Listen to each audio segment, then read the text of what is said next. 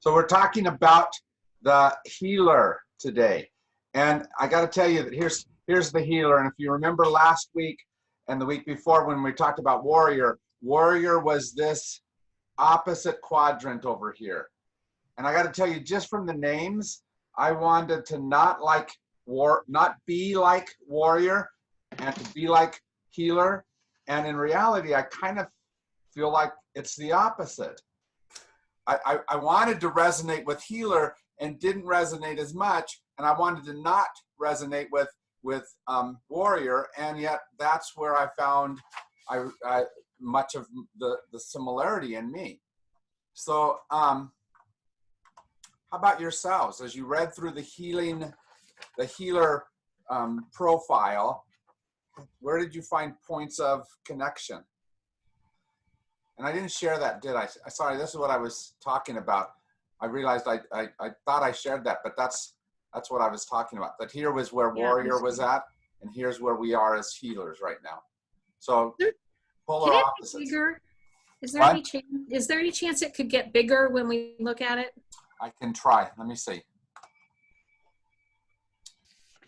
won't show it all at once, but I'll share what I can. Okay. But I will, this is part of what I will send you today as well. Okay? So that you've got this in front of you. All right. Well, you did send it in the packet, you know, Jim, when I asked you earlier. I did send it to you, Mary. For pieces that I missed while I've been, you sent. Right. Okay, so here it is a little bit larger, but it's still, so I have it can't already. see the whole thing. But that's what it is, and you'll have that in front of you. But it's just a really easy summary of what the whole thing, of what it looks like. It's just a visual summary of it.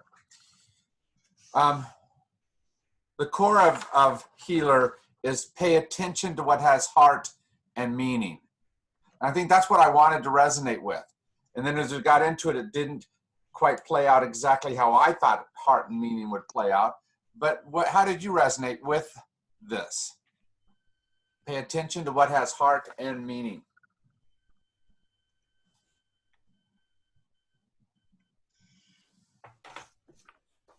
Well, this is Mary. I'll open up. I had initially had a hard time not because I can't do that, because I am able to, but because lots of times I'm too distracted to pay attention to what has heart and meaning. Usually I do it best when I'm there to help someone. In the role of a minister, you know what that is, Jim. You know, all of a sudden you have to really pay attention to what has heart and meaning, to what's really going on here with the person in the congregation who's struggling or has health issues or whatever it is. You have to really focus. And that requires a kind of conscious discipline. Some people have it naturally. I find I need to work at it because I get impatient unless I'm there for that specific task. But I think that's what's true about all of these things. Even if it's that which we resonate with, it's not like it just comes all the time perfectly. You know, can I be a healer to this person in this moment with this disease, for lack of a better term? Well, it all depends on whether I put forth the effort to make sure I do and connect with all those different elements, right? And it's easy not to. Some people I don't want to have as much heart and meaning with as easily. I could give a really good example when my life was really changing dramatically and I found I had a half brother. Mike and I were at a big party and I was with a group of women and they were asking me about my half brother and what I knew and what my experience had been and how I felt and so forth and how exciting it was. And then, you know, all the emotions that went through with it. And one of the women in the group said, whom I'd known forever and is a teacher, said, too much information, too much information. I don't want to hear that. I don't want to hear that. And I was just thrown for a loop. I mean, she left the group, obviously, because it was clear she was very uncomfortable hearing things that apparently made her uncomfortable, and I didn't know why. But I've never encountered that, although I have had people say too much information. I don't know. Well, I get that almost every Sunday about something about what I shared. Oh, do you really? Too much information, Jim. Too much information. I don't know if there really can be. If it's too much information, why is that the case? Have I revealed something about myself that you find difficult to hear, or is it about you that it's, I mean, really the problem is the person who's having the problem with the information, I guess. I don't know.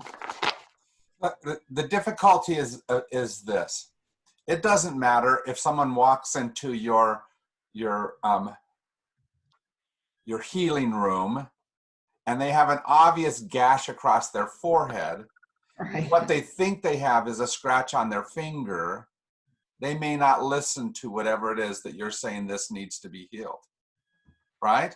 Because if they're focused on this, that's what they want healed at the moment. And so part of the job of a healer is to pay attention not just to the pain, ache, cut that you see, but also pay attention to the person in front of you, the heart of that person in front of you. You know, one of the things that we were taught in Stephen Ministry is to arrive with no agenda. Yeah. And the first words here, pay attention to, means listen and hear the widest part of what's going on as you can. Doesn't mean you can't ask questions, because you invite information, which it didn't happen with Mary's question. Mary just gave the information. And I mean, that's not a criticism, but that's the, to begin to engage, paying attention to, instead of their wanting to be the center of attention. I do think it helps if you remember that it's healing that we're trying to do with this, not fixing. Yeah. Right. Because often when we step into that space with an agenda, we're fixing something rather than healing somebody.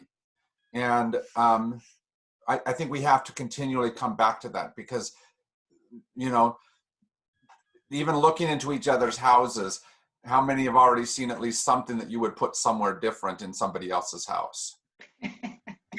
You know what I'm saying? It's not because it's wrong, it's because we just have different ideas of how things work. But part of what we have to do, part of the healing process, is the acknowledgement that that person is not me. So I liked the very first part of what she wrote in this book, except for I didn't feel like she did enough on it. So she said, effective healers from any culture are those who extend the arms of love. And then she gave 5 different things: acknowledgement, acceptance, recognition, validation, and gratitude. And then she talked a lot about acknowledgement, and that's a great thing, that we acknowledge each other's skills. We acknowledge each other's character qualities, each other's appearance. We acknowledge the impact we have on each other. And then I wanted her to flesh out the rest of these things as well, and she didn't. No. And so I'm going to make you do it. If you're being an effective healer, what is it? How is it that you have to extend the arms of love, of acceptance? How does that play out for you? What are some of the things that you think have to happen to be accepting in that space? If Stephen Minister walking into a place where someone has acknowledged they have a hurt, what do you do so that you're accepting? You have to leave judgments outside. That's right. Yeah, Judy. So some of it is about asking questions. So if you see something, ask a question. Tell me about that.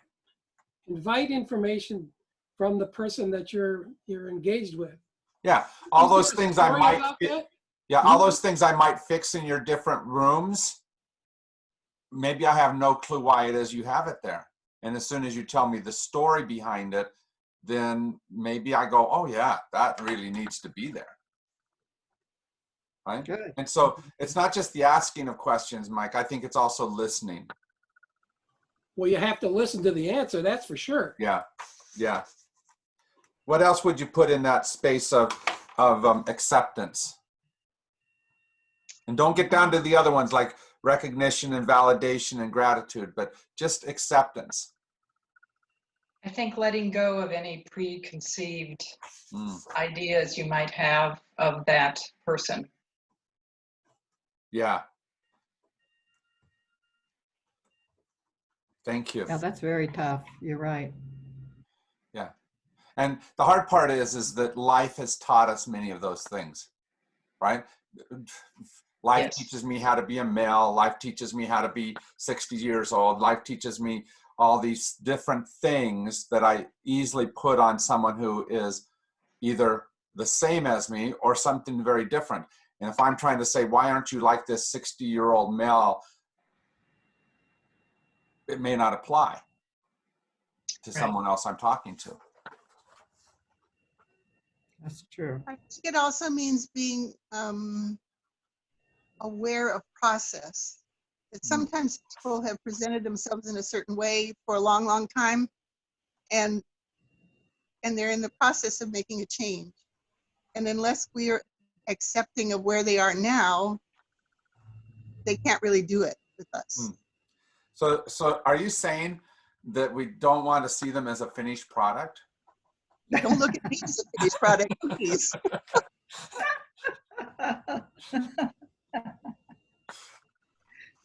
Well, Judy, you're really right about that. There are people who, I've lived long enough and moved enough places to have discovered along the way that there are,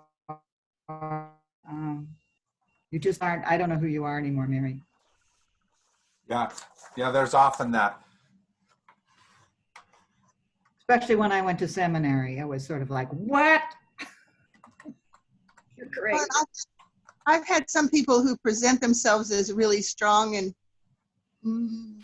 sometimes aggressive and I don't know what else, but maybe over in that warrior category that I don't want to go to as much, who run up against a wall and suddenly are in pieces.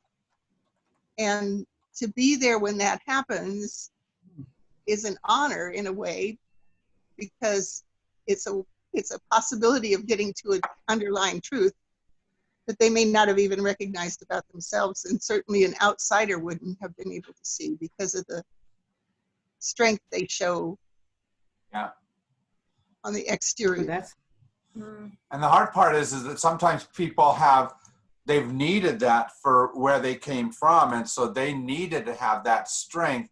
It just may not be applicable in the same way in the present situation as what they learned to use it.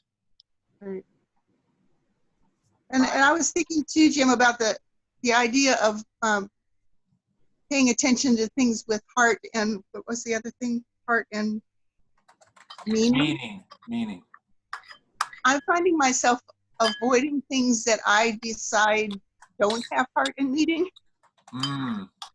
So I limit how much news I watch. I do have to keep up just to be responsible, but there's too much of it that just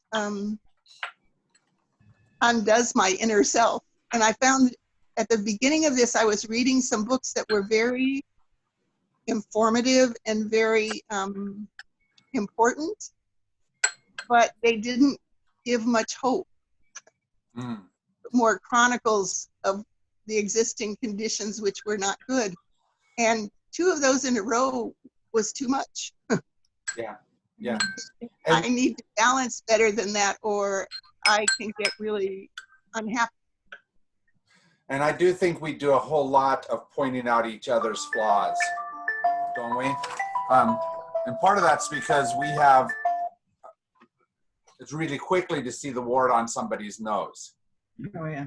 It's more of a challenge to look beyond that wart and see everything else. You making us look at our own warts. Yeah, yeah, absolutely. It's not fun looking at my face all the time on Zoom, let me tell you. Yeah, yeah. So let's go to the second one. Not just do we do acceptance, but we have to do recognition. Okay. Now I want you to as you look at that, try to piece what she means different than validation. Okay. So what is she saying by recognition?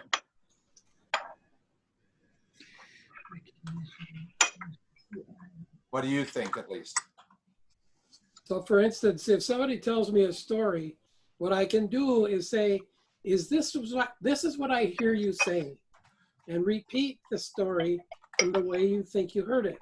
So you're recognizing the story that the person has, and the rest of it goes from there. But that's the kind of thing, because one of the things that I do once in a while is say, oh, I hear your story, let me tell you mine. Yeah, yeah. And that's not what she's trying to get here. I did want to ask you, most of this book is about individual relationships. Okay. Rather than, do you agree with that? Rather than my relationship with the television? I think absolutely so. It's talking about interpersonal things, not the larger things that we do, the mass communication we do. So how else recognition? I kind of struggle with what is the recognition as opposed to acknowledgement. You know, I'm not sure how to go there with it. That's part of why I wanted her to flesh these out better for us, Mm-hmm. right? Because I like this, that if I want to be an effective healer, all five of these words, acknowledgement, acceptance, recognition, validation, gratitude, all those seem like a really good tool to be able to use in that healing process. But I wanted her to tell me what she thought about that. Mm-hmm. So I think at least part of that might be, and this might be validation too, that if they come in with a cut on their finger, no matter what else I see, I look and I recognize that they're saying there's a cut on that finger, right? And maybe that's what you were saying, Mike, is that I go, this is what I hear you saying. I see, I hear, I'm listening to you. Yeah, I get it. I get it. Yeah. Mm-hmm. But I don't know about you, but if you're in any kind of a role where you do have to problem solve and fix to any degree, if that's been part of your job description, it's hard sometimes to sit in the space of just being present and recognizing instead of going straight to the fixing part, especially because some people's process of recognition takes a longer time than I want to spend sometimes. That's why I thought I get that. Right? I'm thinking a little bit about the fact that this addresses also Native cultures. And if I look at that from the perspective of we're talking about Native cultures, recognition and extending the arms of love in this particular situation is got to be really tough. I mean, I've run into it with at the Synod of the Southwest, where we meet in New Mexico with a Native population up there who are Christians. And it's really hard. I find a hard time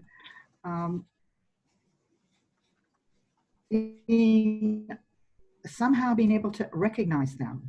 I don't know how else to put it except that it's a challenge, that I find it challenging. What does recognition mean here? Yeah. What does it mean?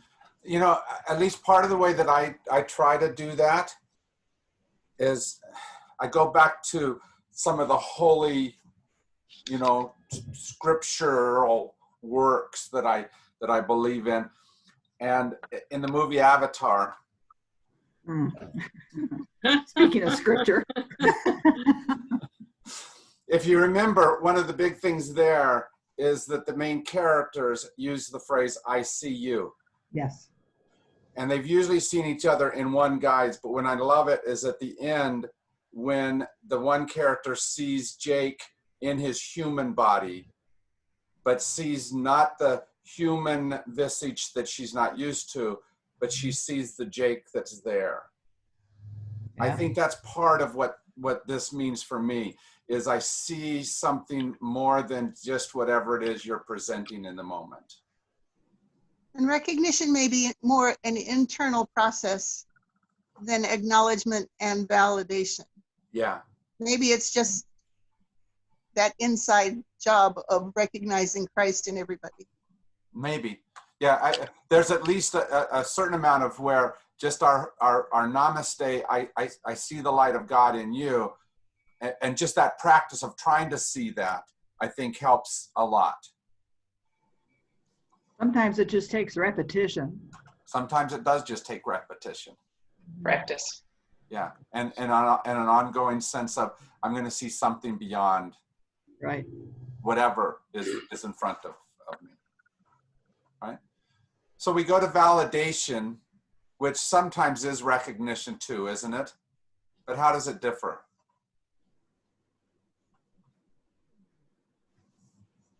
It's almost like putting a stamp of approval on something. I don't know. That sounds very weak, but I think of when I say, I've been there too. Oh, yes. oh, that's good.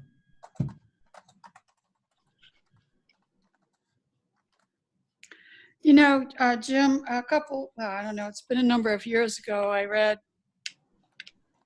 something that was talking about the Aborigines in Australia, and I can't remember all the details, but the male Aboriginal, I think he was walking around with a Northern European, or was watching over her as she was trying to walk across Australia. Anyway, they came across his wife that he hadn't seen in quite a while, but practice was back to the avatar, that phrase, "I see you." I see you. In that culture, he walked up, he saw his wife, they looked into each other's eyes, and he said, "I see you," and she said, "I see you." Mm-hmm. And they just didn't touch, they didn't hug, no nose bumps, fist bumps. Clothing is very limited because it's really hot in the outback. Mm-hmm. It was just standing there, being fully present, seeing the other person. To me, that was recognition. But when you said validation, I love the use of repeating exactly what someone just said to you. So I'm hearing you Yeah. say so-and-so and so-and-so, which is like validating their feeling or their expression, but that's different from just seeing them Yeah. into their eyes. Yeah. Seconds. Okay. I like that. In the class that I teach tonight, which is about the book of Revelation, right at the beginning, there's 7 letters. And in those letters, John essentially says to each of these 7 churches, he says, this is what I like about you. That to me is at least some of validation. This is what's good about who you are. This is, and he has the things about, this is what I have against you too.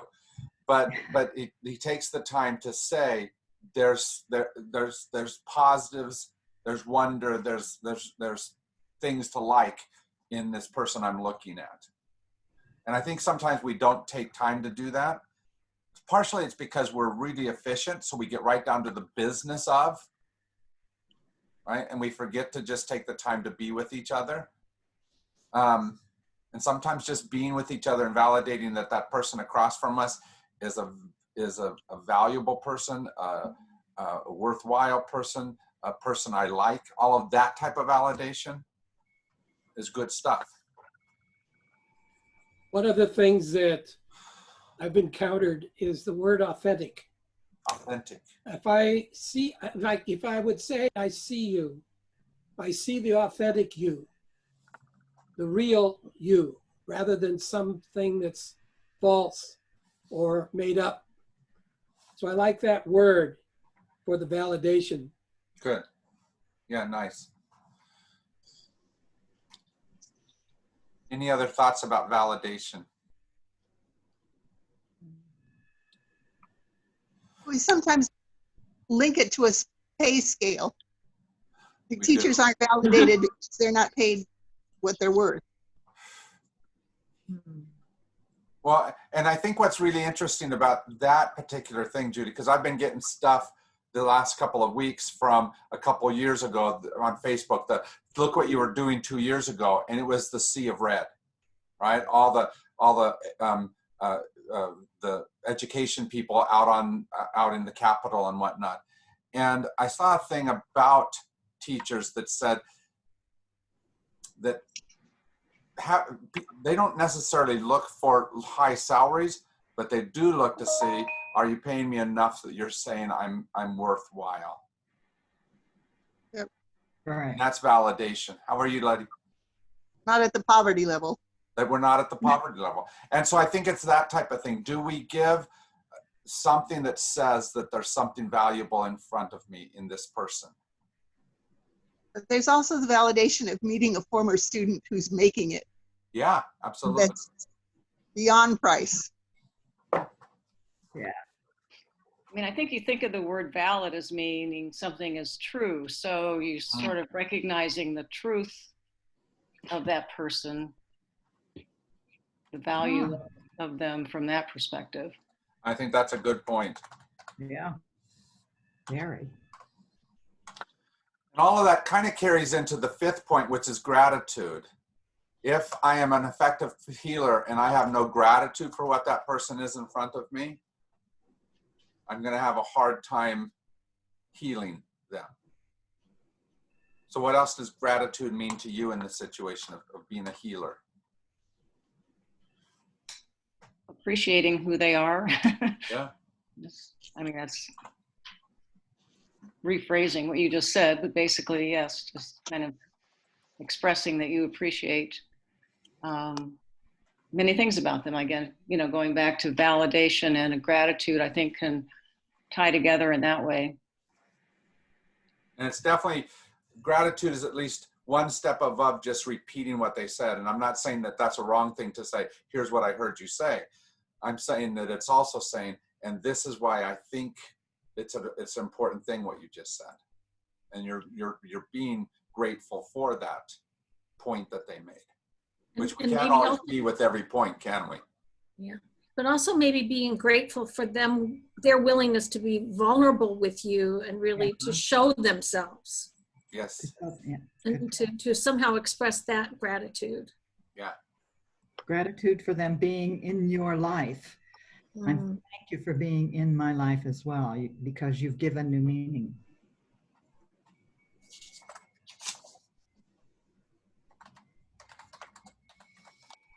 Actually, I think you mentioned it, Jim, too, well, I know this is especially true when I've counseled with people who have just lost a loved one and I'm going to do their service, or even if I'm not. And they share things they would never share with anyone else or they haven't shared before.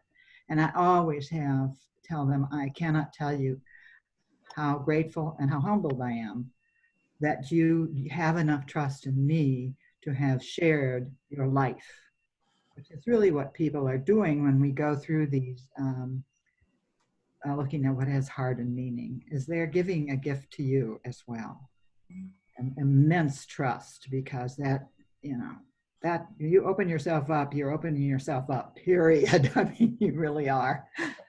You know, and the truth of the matter, Mary, is that opens up a whole different set of discussions about what we need to do sometime.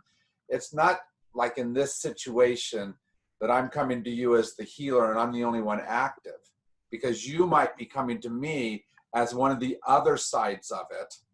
And I need to be not just healing you, I might need to be listening to how it is that you're affecting me.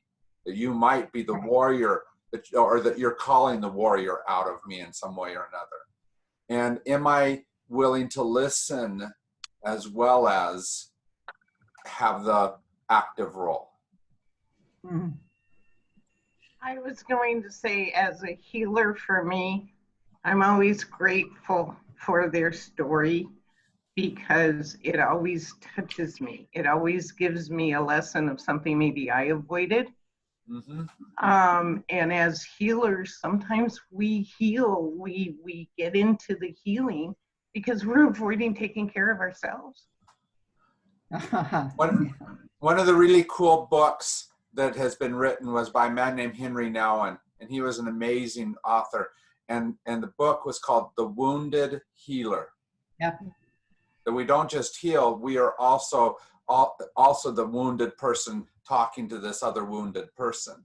And that it doesn't take being whole to be able to heal, right? You said to me one time, Jim, that to help other people is cyclical. And we have to remember that they have a need to help. And we're also teaching them to go outside of themselves. Yeah, absolutely. And if we look at it from the larger perspective, if we are all part of that spirit, then what I'm essentially saying, look, let me be a voice from a larger part of you to be able to speak to you. I can be an inside yet outside perspective for that other person. Uh-oh. So thank you. That fleshes that out really well. That helps me. I love, like I said, the 5 different things that she shares there. But here's what I kind of wrote down, and this is not near enough, but I wrote some different things in those places to be able to help me give you a better handout. So as soon as we're finished, I'll go through there and try to give you something of what we just talked about and make it fit to the page, okay? So then we come to where she talks about the 4-chambered heart. And I love that she called the heart the bridge between Father Sky and Mother Earth, right? Somehow doing this lofty thing and this earthy thing and tying it all together. And it's our heart that does that. And she talks about the full heart, the open heart, the clear heart, and the strong heart. So which of those do you think you do best? Are you better at having a full heart? And you have to try to work on all of them, but which of those do you do best, do you think? And I'll leave this up for a while as you think about it.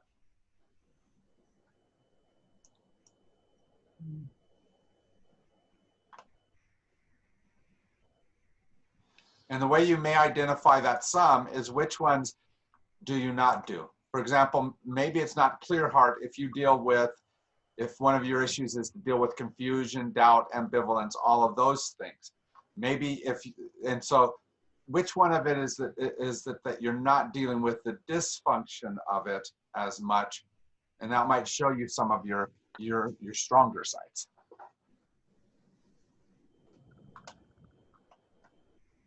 Well, I would talk about the way my wife is Mary, in the work that she's done. She has the strong heart because she has the courage to be authentic and say what's true. And that people notice that continually. And I think that is true with her. I probably have a little more trouble with the open heart. Yeah. Myself. And I protect myself from being wounded and encounter my own resistance. Yeah. It's not one or the other in any of these cases here. It's all tumbled all together, and it's being conscious. And Mike, let me ask you a couple of things. With that open heart thing, do you see something in your past that has told you to guard, that helped you to guard your heart? Is that part of the dynamic? Because there's a lot of things in life that tell us, yeah, I don't want that to happen again, so I better. Exactly. The one thing about this chapter that stuck with me is identify your wounds. And where I've been wounded in the past, I become close-hearted and defensive and cautious and fearful that I don't want that to happen again because it was too painful. And so I'll be very careful, overly careful. And my wife gets mad at me, gee whiz. So, but I'm like that. Yeah. Don't be afraid, Mike. Yeah. What? Don't be afraid. Mike, the strong heart that lives with you is trying to tell you to have the courage to be authentic. Exactly. Hey, I got to tell you, when I started a healing path, I was very reluctant. I had people telling me I could do this. And I was probably not in a clear heart when I started. A lot of confusion, a lot of doubt, a lot of ambivalence. Had gone through a phase of practicing stoicism, which I think I grabbed a hold of for the wrong reasons, and it was to be able to be indifferent. Now I feel like I'm going too far the other direction. Right. The hard part is that we all learned some of our dysfunctions because it does solve some situations, and then we carry it a little too far. We overemphasize that thing. If our hearts have been wounded because of how we open them up, then we tend to close our hearts more. Yeah. And part of what you have to do as a healer is you have to realize how it is that person is guarding a section of themselves because it did get hurt, or how someone put their heart in the wrong place, and so now they're being half-hearted about how to place it. And if as a healer we can't help people to discover that within themselves, and it's not that we have to discover it. In fact, it really is more of a process of opening them up to what's true, what's true within them, rather than us discovering it. But if we don't know how to lead people in that process, we'll be less than effective as a healer.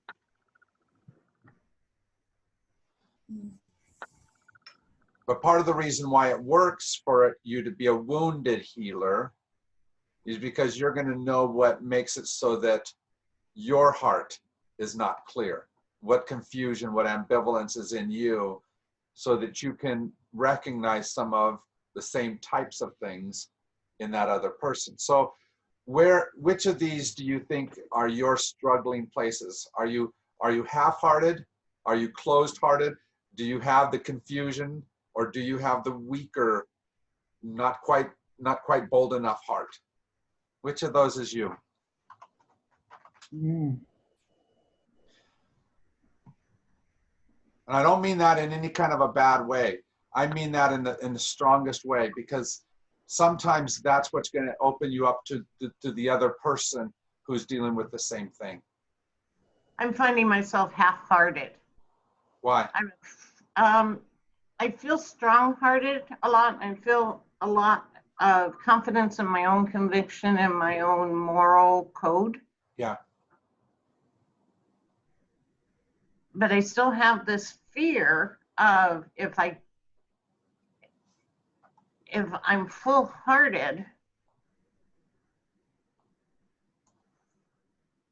I'm not going to touch anybody. I have a fear of not being able to touch people, to help heal. Yeah, absolutely. My own background, I probably struggle with the fourth of those things because I was told such emphatic, here's the only right answer, that I tend to sometimes assume my answer to hear the larger. And so sometimes I don't have the courage to be completely authentic, but I do it for the best of reasons because I've seen the club of how that sometimes has been used. That doesn't mean I don't need to continue to work on being more authentic. It means that I also have to, I also can use that to see where somebody else is struggling with the same type of thing. How about the rest of you? Do I need to leave that up? Does that help or take it down? No. Okay, because I kind of like seeing your faces, but I know I kind of want you to see it too. So who else? Paula, did you have your hand up? Yeah, I think the one that is resonating with me the most right now is the open heart. There's a very conscious sort of leadership practice that we call encouraging the hearts of others. And it's like, as I've been in leadership roles over the course of my life and have tried to do so many of the things that we talk about with the healer, it doesn't work unless my heart is open and making sure that I am not sort of creating my own resistance. And so I really, that's the one for me. Good, good. I think that's the one for me as well. And I've been intentionally working on opening my heart through meditation and through yoga and releasing negative energies and just being open to whatever. I think so often we just close down and we contract and we shut ourselves off for whatever reason, our own personal pains, our own, lack of self-awareness. And to be really accepting of yourself and open your heart so that you can show deep love and compassion for people that you might not normally be able to do that for. If I can overgeneralize just a bit, in gender issues, women, I think, often will deal with these kinds of things because men have overused. You've had too open of a heart or too full of a heart, and so we've forced you sometimes into the wrong placement of that heart. And so, and it's not that every woman is that way, but you guys are wonderful at sometimes having that, and so it means that you are often abused in the use of it. Thank you. Yeah, thank you. Part of my learning to come out of PTSD and an abused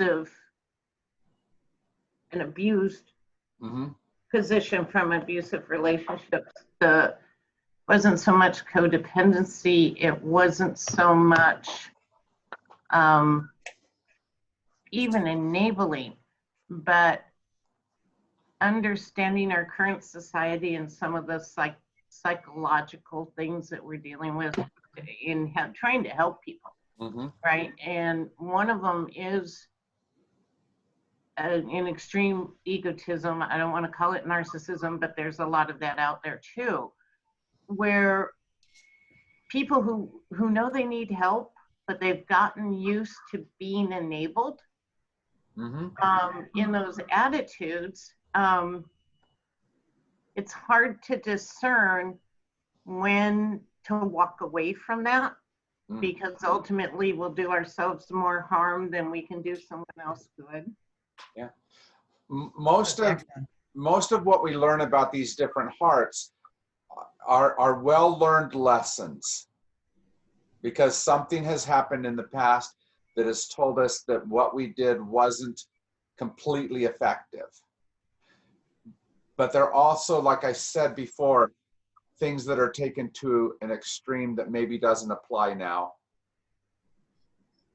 right? And so we have to continually work and see. Like I loved my wife at this one moment where we were in the middle of a fight, and she looks at me and she says, "You know what? I think my ex-husband is arguing with your ex-wife. Heard you say that. And I think that that's what we do, is we take whatever that person in the past did to our full heart, and we close our heart down now. I mean, we feel half-hearted in this moment because so-and-so in the past did whatever. And this person right now may not be doing that. And if we're over applying that lesson, then we miss an opportunity. And that's true about any one of these things.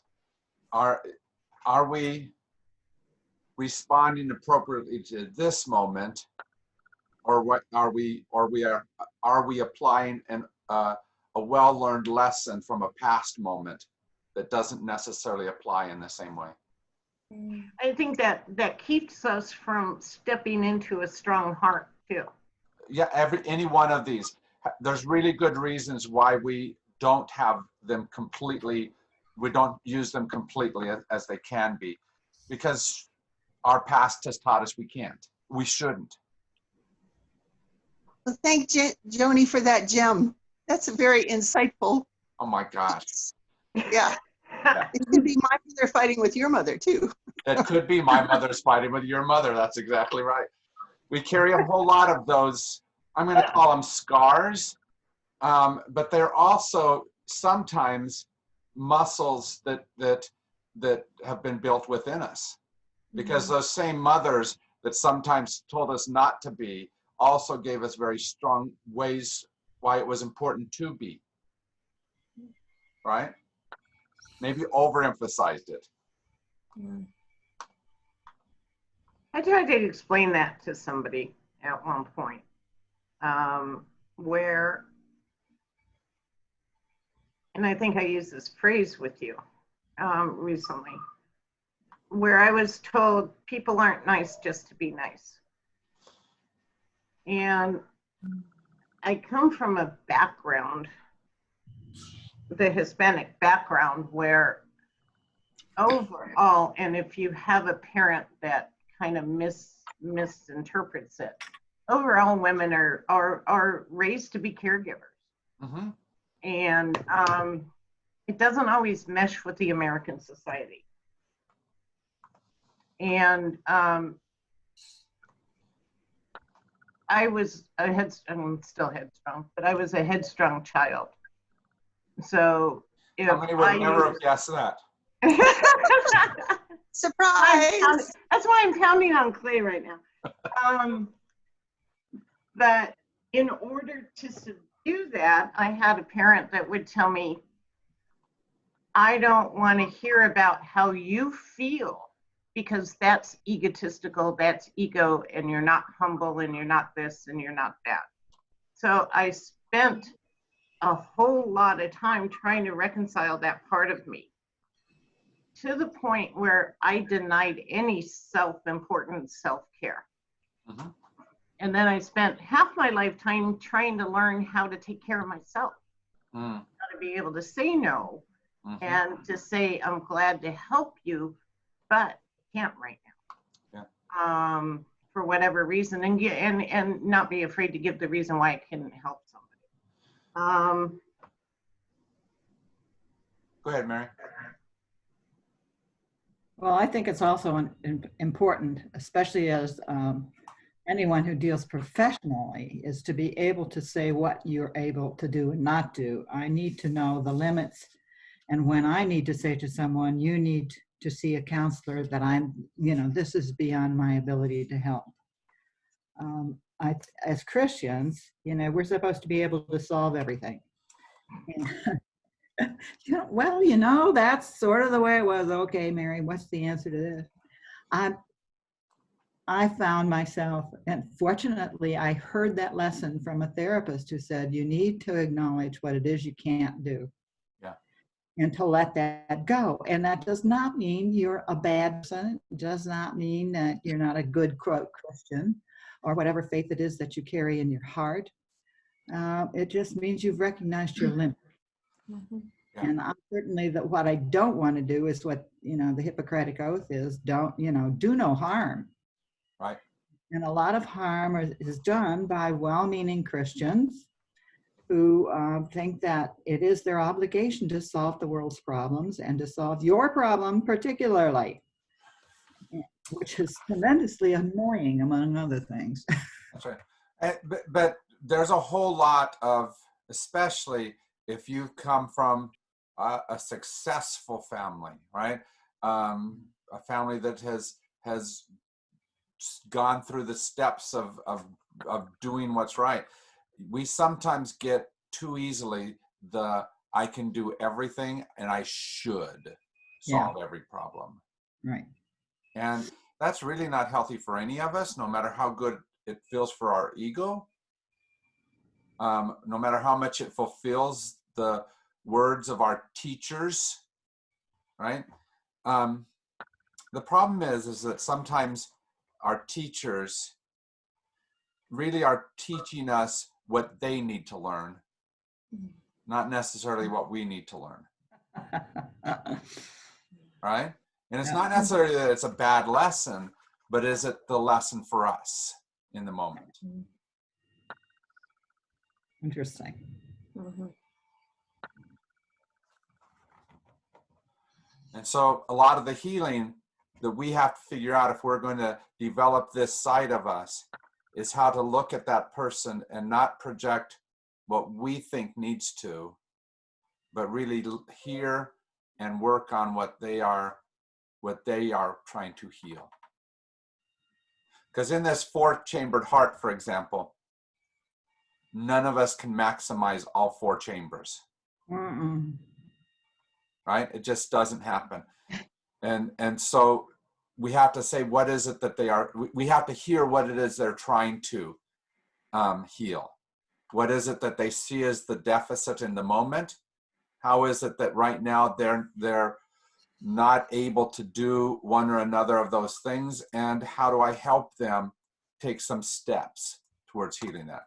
So if, no matter how much I think that they're dealing with confusion, doubt, ambivalence, and indifference, if what they're saying is that somebody has tried to force me into placing my heart here, and I'm afraid to do that, then they're really dealing with the full heart.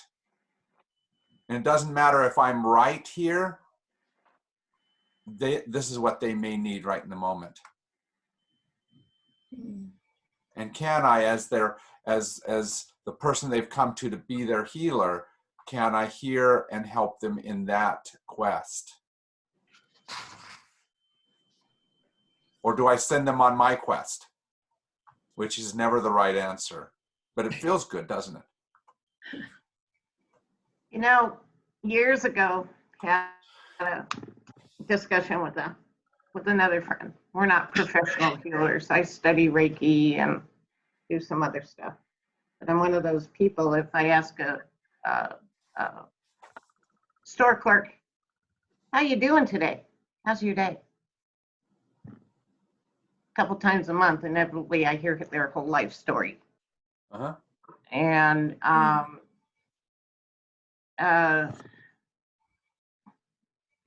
what I learned is we put a lot of, especially those that I've gone to classes, I've had training, but I'm not professionally trained. I didn't go to university for that kind of thing. And the hardest thing for me to accept was that at some point I had to accept that no matter who I try and heal or help, they all go away.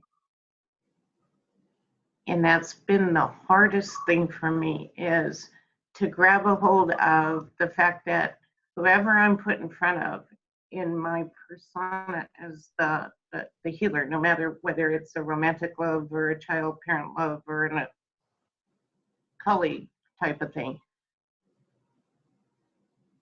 I have to find my joy in that relationship, whether it's 10 minutes or 10 years or 10 decades. Mm-hmm. Mm-hmm. So I want to say that the people that are ultimately good healers are so recognizable for me. They come into my life and there they are. And I want to emulate that if I can and be that kind of a person, because this particular of the second stages here First of all, we had to use the warrior to show up and be there. Yeah. Secondly, how are we going to be there? Yeah. We're going to be there with an open mind, open heart, willing to listen, and be there to do whatever is the most healing thing that can happen. It may be the fact that is, what can I do for you? Yeah. And I do think, Mike, that word willing is a really important word here, right? Because I think we can all be a healer. It's whether or not in this moment we hear the cry of pain or lostness or confusion that other person is uttering, and we stop long enough to be able to sit with them in the midst of that. In the midst of my most dire moments, I had a healer who sat with me. She was a friend of mine. Her name was Dana, and she sat on the phone with me for 3 hours as I worked through that pain. She probably had something else to do that night. I don't know that for sure, but I'm pretty sure she could have stopped listening at any moment. But she chose to be present. And so that willingness to be present means a lot in the healing space. Yeah. So we've got a lot more stuff to talk about with healing, but I think this gives us a good foundation to be able to work with, doesn't it? Mm-hmm. Thank you for your words today. Thank you for your sharing. All right. Have a good day. Thank you for. Thank you. Thank Thanks, you. Jeff.